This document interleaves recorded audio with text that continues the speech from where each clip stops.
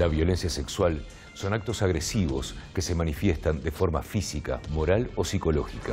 Las víctimas generalmente son mujeres o niños. Hablamos con especialistas sobre este tema. Lilian, ¿cómo se define la violencia sexual? Justamente todo acto sexual que se realiza con fines abusivos y sin la aprobación o la adecuación de la otra persona.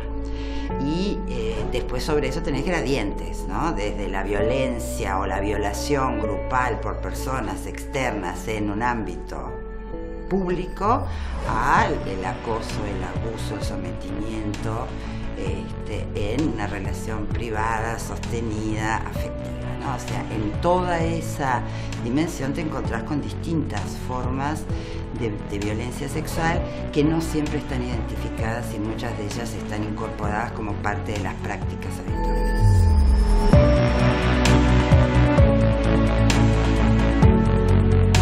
Para hablar sobre violencia sexual, llegamos hasta la Casa de la Mujer en La Unión, aquí en la calle Cerrato.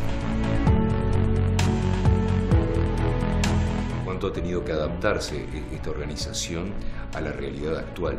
Bueno, ha sido muy difícil adaptarnos porque nosotros vivimos esas cosas, las tratamos de una manera, pero cuando las judicializamos resulta que nos encontramos que hay un atentado violento al pudor, cuando sabemos que lo que hay es abuso. Pero bueno, no lo podemos probar. ¿Nos sorprenderíamos de los números que se manejan aquí en Uruguay en lo que tiene que ver con violencia sexual? Sí, yo creo que sí. Y a ver, estamos hablando de una cifra blanca, por llamarlo de alguna manera. Yo en el ejercicio profesional clínico he tenido no pocas pacientes de edad adulta y hasta madura que después del proceso terapéutico o dentro del proceso terapéutico terminan recordando y volviendo a sentir y pudiendo poner en el registro de la palabra situaciones de abuso sexual. Reitero, muchas veces, la mayoría, si no todas, si mal no recuerdo todas, intrafamiliar, y la mayoría de estas intrafamiliares sin penetración. Recalco el tema porque creo que no tener conceptualizado claramente que cuando utilizamos a un niño o un adolescente para fines sexuales, así no lo toquemos, simplemente con ejercer un acto o brindarle un acto al niño, estamos cometiendo un abuso sexual, ¿no? Lo que sí siempre tenemos con el tema de la violencia sexual es que la propia víctima no se siente con la fuerza, la fortaleza o el entorno que no la juzgue a ella si denuncia. Entonces, por lo tanto, muchas veces con la dimensión sexual de la violencia hay una propia autorrepresión a manifestarla o a denunciarla, porque también los entornos o la víctima percibe que va a ser juzgada o puesta en cuestionamiento el que estaba haciendo, por dónde andaba, cómo estaba vestida, si lo había provocado, si lo incitó, si dio la complacencia primero pero después se arrepintió. Entonces todavía no tenemos culturalmente una no naturalización de esta posibilidad de decir no y que el otro entienda cuando que el no es no. Nos enfrentamos, como decíamos al principio de la conversación, a un código penal que no protege realmente a estas víctimas. Digo, no les da ningún resultado. ¿Están trabajando ustedes también con eso desde esta ONG? Sí, mucho, constantemente. Por ejemplo, que va a hacer la denuncia y le pregunta, ¿y por qué estabas sola? ¿Y cómo estás vestida? ¿Tiene algo que ver cómo me he visto? ¿Tiene que ver que yo no tengo derecho a estar en la calle sola? Bueno, esas cosas, algo hizo. Esta chiquilina capaz que se le insinuó, capaz que lo provocó. Esas cosas siguen sucediendo. A pesar de todo el trabajo que se está haciendo del Ministerio del Interior, esas cosas siguen sucediendo. ¿Hay terapia para este tipo de prácticas y se recupera una persona de esto? Buena pregunta y difícil respuesta. Hay comportamientos que provienen de una estructura de personalidad psicopática que tiene determinadas características que son muy poco permeables a cualquier proceso terapéutico, prácticamente nulo. Hay otros que hay un componente biológico bastante importante que sigue más o menos la línea de las adicciones, son los menos. Esos con tratamientos farmacológicos tienen algún tipo de recuperación, por llamarlo de alguna manera. Hay otros que son puntuales y coyunturales, por determinada situación que aumenta mucho el estrés, y estas personas han condicionado la actividad sexual, la conducta sexual, con un mecanismo de afrontamiento para bajar el estrés. Esas son las más permeables a determinadas terapéuticas, ¿no? Hablemos un poco de los casos puntuales que encontramos aquí en nuestra realidad nacional. Bueno, normalmente lo que encontramos, a nosotros lo que nos llega, son madres preocupadas por un abuso de su hija, generalmente la mayoría de las veces dentro del ámbito familiar, ¿no? O muy cercano, tíos, abuelos, vecinos.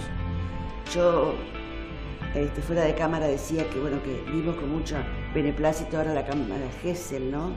Porque con un solo interrogatorio varios técnicos pueden ver lo que el chico dice y no que pase de técnico en técnico, muchas veces contando lo mismo, que es revictimizarlo nuevamente. Ustedes establecieron desde MISU un protocolo de atención principalmente enfocado en el sistema de salud. ¿Por qué? Bueno, justamente porque una de las cosas que nos preocupa es que el sistema de salud hace un tiempo, ahora está tratando de mejorar, pero en su momento solo atendía la situación de violencia sexual por forense, ¿no? Para hacer una inspección ante una denuncia de violación. El resto del sistema no tenía en cuenta, por ejemplo, la capacidad de detectar una situación sostenida de abuso sexual en una relación íntima en una consulta médica cualquiera. Y era necesario protocolizarlo. Uruguay todavía tiene un déficit a nivel de normativa sanitaria nacional en términos cómo proceder ante la detección de una situación de violencia, el tratamiento de una situación de violencia sexual y la reparación. ¿Se replica en los casos, por ejemplo, de mujeres que sufren violaciones y recurren al sistema de salud? Bueno, después tenés otro nivel y tenés los equipos de violencia doméstica y sexual que están incorporados al sistema de salud, que es una de las prestaciones que tienen que estar tanto en el sistema público como mutual, donde los equipos, la gente que está en los equipos ha tenido capacitación, tiene niveles de sensibilización. Sabemos que, por ejemplo, en la formación de medicina familiar y comunitaria, el cómo incorporar las situaciones de violencia es uno de los temas de formación de la especialidad. O sea, esos equipos realmente están trabajando para tener mejor capacidad de reacción, mejor capacidad de trato y una atención adecuada a los requerimientos de las personas. Pero son como islotes, te diría, ¿no? Son como islas. Este es uno de los problemas cuando tenés equipos especializados, porque eso concentra un nivel de atención adecuada en esos equipos, pero después en el resto del sistema no se transversaliza esta atención. Entonces, si de repente entras con una situación de violencia por una emergencia o por una situación de urgencia, no necesariamente el personal que está ahí se ha capacitado adecuadamente para atender como corresponde a las personas en esta situación. Entonces, queda muy al azar. Si vos vas a encontrarte con un personal debidamente capacitado, vas a tener una respuesta, pero si te vas a encontrar con otro, no. Folclóricamente nosotros tendemos a pensar que todas estas situaciones de violencia sexual se dan en un estrato determinado de nuestra sociedad, ¿verdad? ¿Es móvil esto? No, esto atraviesa todo. Atraviesa estratos sociales, económicos, educativos, religiosos. No, es de lo más democrático que vos puedas pensar. ¿Quiénes son las víctimas más comunes? Las más comunes son las niñas y las adolescentes. ¿Esto es algo que está circunscripto al ambiente urbano o, como hablábamos fuera de cámara también, cuando uno va al Uruguay profundo, encuentra que este tema está naturalizado? En el Uruguay profundo siempre estuvieron muy presentes y muy naturalizados. Niñas que son comercializadas por sus padres, por una vaca o una oveja o favores, a veces, ¿no? A personas mucho mayores. A personas mayores, por supuesto, con el adquisitivo alto.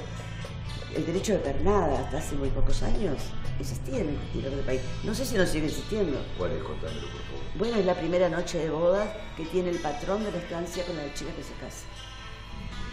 Es el derecho que tiene él a ser el primero.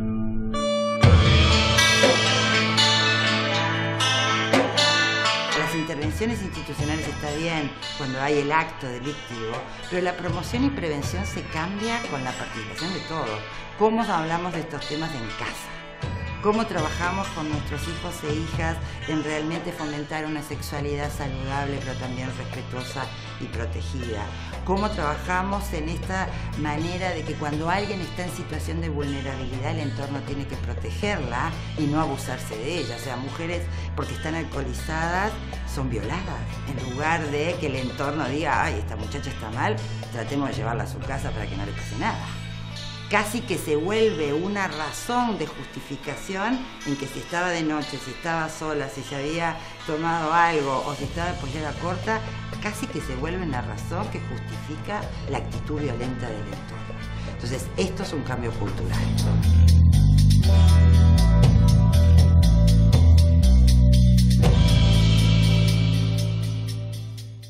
En el próximo bloque, aquí encontramos orientaciones que cuando yo era chico no existían, como el bachillerato artístico, ¿verdad? Es el único liceo que tiene bachillerato artístico nocturno. En lo que tiene que ver con su mantenimiento, Sí, hoy en día sí. uno lo ve, da gusto entrar aquí abajo, aunque uno no venga a estudiar.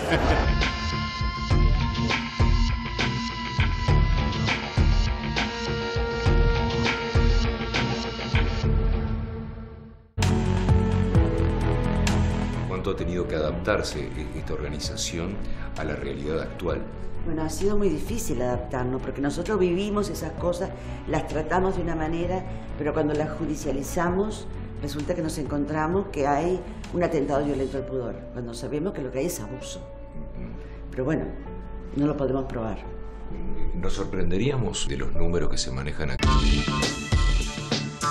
La violencia sexual son actos agresivos que se manifiestan de forma física, moral o psicológica. Las víctimas generalmente son mujeres o niños. Hablamos con especialistas sobre este tema.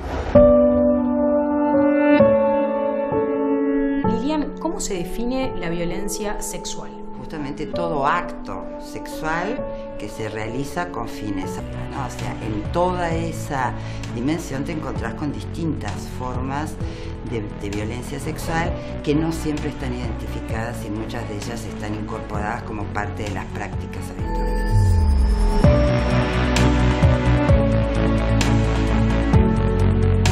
Para hablar sobre violencia sexual, llegamos hasta la Casa de la Mujer en La Unión, aquí en la calle Cerrato.